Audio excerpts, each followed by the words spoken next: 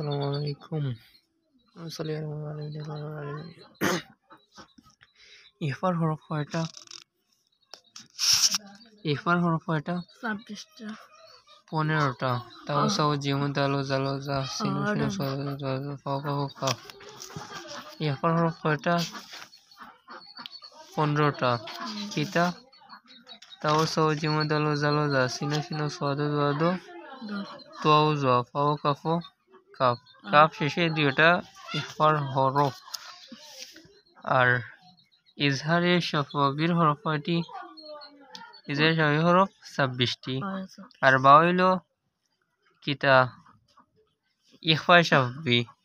ইখফায়ে শাফবি বা শাফুই।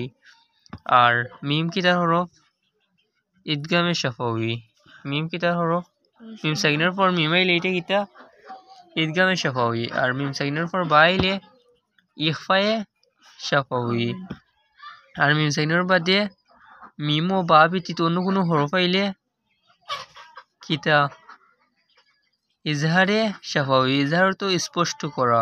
আর ইজহারে শাফাবি মানে মিম সাকিনের পর যদি বা মিম ব্যতীত অন্য কোনো হরফ হয় তাহলে ইজহারে শাফাবি হইব বা স্পষ্টভাবে পড়া লাগবো। তাহলে হয়েছে এটারে শাফাবির আগে কিতা হয়েছে? ইজহারে শাফাবি। তাড়াতাড়ি হোক মাতাই না তে তো মাতাই না। আচ্ছা, ইজহারে শাফাবি। আর আলহামদু মিম সাকিনের পর কিতাইছে বা ও মিম ছাড়া অন্য হরফ আইছে নানি? তাহলে এই মধ্যে কি হইব? ইজহার হইব। ইজহার অর্থ স্পষ্ট করা। স্পষ্ট।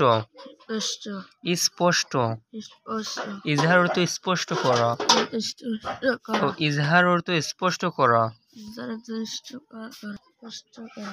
ইজহার অর্থ স্পষ্ট করা বা জাহির করে পড়া। আলহামদু। মিম সাকিনের পর যদি আবার মিম আইতো তাইলে হইল না কিতা? ইদগামে শাফাবি। আর মিম সাকিনের পর যদি কিতা আইতো? হা মিম। এনে তো মিমের মধ্যে সাকিন হইছে নানি? মিম সাকিনের পর যদি বা আইতো তাইলে হইল না ইখফায়ে শাফাবি। আর এর মধ্যে গুণ হইল না। আর মিম সাকিনের পর যদি বা ও মিম আয় তাইলে গুণ হয়। আর মিম সাকিনের পর যদি বা ও মিম ব্যতীত অন্য হরফ আয় তাইলে স্পষ্ট হয় বা ইজহার হয়। ইজহার অর্থ স্পষ্ট করা। ইজহার অর্থ স্পষ্ট করা। ওই জন্য এগুলোর উদাহরণ কিটা এটা দিচ্ছে আলহামদু আনআমতা বিহামদি লাম ইয়ালিদ ওয়ালাম ইউলাদ ইয়ামনাউন মামনুনিন ইয়ামলিকুন সামকাহা। এগুলো কিতা? ইজহারে শাফাবি। আর এর বাদে আইছে ইখফায়ে শাফাবি। ইখফায়ে শাফাবি কিলা হয়? মিম সাকিনের পর বা আইলে কুম বাদে কিতা আইছে? মিম সাকিনের বাদে বা আইছে। কুম বাদে মিম সাকিনের বাদে কিতা আইছে?